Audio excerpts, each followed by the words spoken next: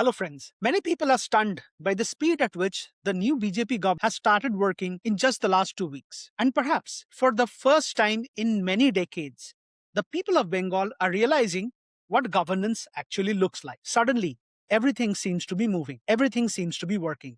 The police are policing. KMC is cleaning. Sarkari babus are working. Hospitals are prioritizing healthcare and are cleaning up their act. And Bengal finally seems to be open for business again. Now, if I start listing the thousands of instances of harassment, dysfunction, and daily suffering that ordinary citizens of Bengal have faced in the last 15 years, then this video will be 5 hours long, maybe longer. But there are some examples which are so shocking, so unbelievable that na bole thaka jai na. This video is about few of those examples.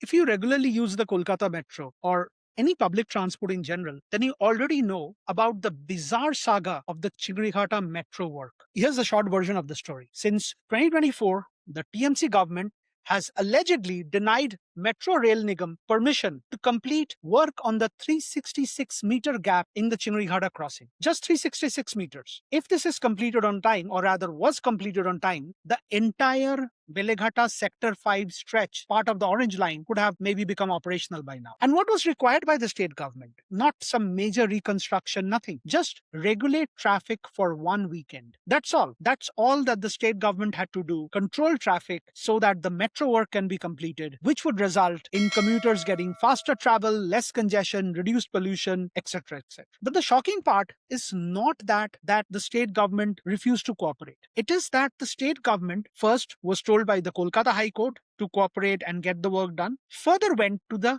Supreme Court and appealed that they did not have the required manpower to stop traffic or regulate traffic for the Metro Rail Nigam to complete this work. Come to think of it, the state government spent taxpayers' money to go to the highest court of the country to halt the metro work. Why? Why was this required? This is something that would make the lives of ordinary people convenient. And this has continued for nearly 2 years. This level of political vindictiveness was normalized in Bengal.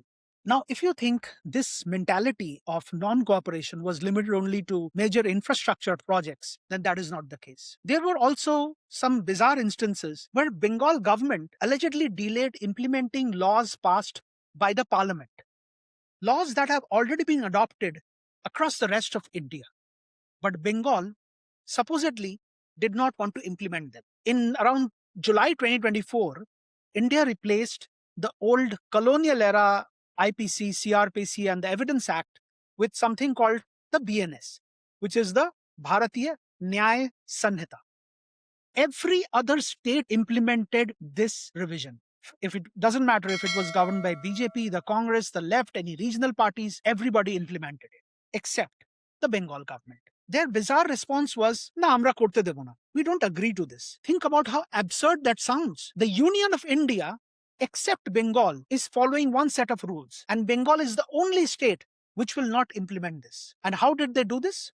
They delayed the operational implementation, did not let their staff get the required training, delayed the notifications, and slowed down any enforcement mechanisms. The TMC government also, very strangely, stalled the implementation of the telecommunication right of way rules for nearly 2 years. Now, I'm not saying this. This is being said by the telecommunication minister, Mr. Jyotiraditya Scindia. Now, what were these new telecommunication right of rules meant for? Faster telecom tower approvals, easier laying of optical fiber cables, better 4G and 5G rollout. In simple language, better internet connectivity and mobile connectivity for ordinary people. Why the Bengal government did not want to implement this is beyond anybody's agreement. This was not Modi coming to inaugurate a highway. This was not some ideological battle. This is not border fencing issue. Nothing. This was literally framework to improve the connectivity of internet and mobile networks in the state at par with other states of the country. And even there, we saw obstruction and delays. Political hostility has reached such absurd levels that even internet towers and fiber cables became political battlegrounds. And ultimately, we, the ordinary Bengalis, paid the price. Now, this mentality of George R. Muluktar, many now allege, did not stop at infrastructure or just governance. It had spread even into Bengal's cultural institutions. Now, you may have seen in my previous video, I spoke about Bengal's soft power and how the Bangla film industry and Tollywood was slowly being strangled by political syndicates and ruling party strongmen. And now, ever since the government has changed on the 4th of May, many marginalized and victimized workers of Tollywood have finally started speaking out. And honestly, listening to some of their stories is enough to make your blood boil. Stories of threat, intimidation, extortion, violence, and far worse. And remember, this was not happening to some Bohiragoto from Delhi. It was happening to Bengalis, to makeup artists, to lightmen, to junior technicians, to struggling actors and actresses, ordinary people whose livelihood dependent on working in the Bangla film industry. The allegations are chilling. Many in the industry now allege that anyone who refused to bow before the Bishwash brothers and their network of political musclemen risk being blacklisted, thrown out of projects, or threatened with serious consequences. And the most shocking part, people inside the industry say this was not a secret. It had become normal. A situation where, according to many workers, not even a film set can be erected. No technician can be hired without the blessings of these so-called godfathers. Think about it. This is Bengal, the land of Satyajit Ray, Uttam Kumar, Suchitra Sen, Ritik Ghatak, Minal Sen. A civilization that once shaped Indian cinema intellectually and artistically was reduced to the fear of syndicates and political gatekeeping. That is why this responsibility of the newly elected, the actors who have become MLAs, Rudranil Ghosh,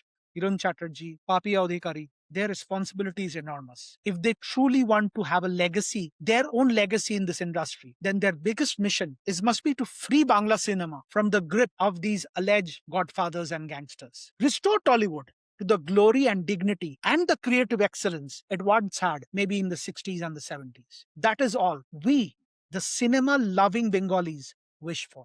And finally, let's talk about the VIP of all VIPs, the Prime Minister of West Bengal, or rather now the former Prime Minister of West Bengal. In the days immediately after the election results, many people were surprised to see crowds gathering outside a certain building on Horish Mukherjee Road. Why? Why were seemingly quiet, middle-class Bengalis so emotional, so relieved, so openly celebratory, and of course angry? Only now we are beginning to realize the daily inconvenience and humiliation ordinary citizens had silently endured for over a decade. Entire roads would be blocked off, hundreds of police personnel deployed round the clock, airport-style scanners, door-frame metal detectors, dedicated CCTV units, multiple checkpoints, traffic restrictions even during school hours and exams. And in some stretches, ordinary citizens were not even allowed to walk freely on that particular road. All this for the security arrangements surrounding the so-called Prince of TNC, the architect of the now defunct Diamond Harbour model. Now remember, this is just one Lok Sabha MP. There are 543 other MPs. No one gets this level of security. When arrogance and entitlement reaches such level that ordinary citizens were treated like inconveniences, to be pushed away from the path of power. And that is why is the reaction that we saw the day after the election results. Not because normal people were enjoying the humiliating the politicians, but because for the first time in years, many residents felt that public roads belong to the public again. Now with the new government, of course, much of this Nawabi culture has reportedly disappeared, and security arrangements are being conducted according to standard procedures. People can walk past that residence again. School children no longer have to suffer endless traffic diversions. Office goers do not have to take a 30-minute detour just because a VIP convoy may pass, or just because that so-called VIP stays in that road. And this perhaps is the biggest lesson in all of this. Good governance is not about some mega speech or some big headlines or some tall promises, or even the 1500 rupees dole. Sometimes it is simply allowing ordinary citizens to live with dignity on their own streets, in their own city. That's all that the people want. So that is all for today, friends. If you like this video, do share and subscribe to support us. This kind of work can only be better with your support, because Bengal deserves to be informed. Bengal deserves to ask questions, and Bengal deserves to ask, what about Bengal? See you in the next video.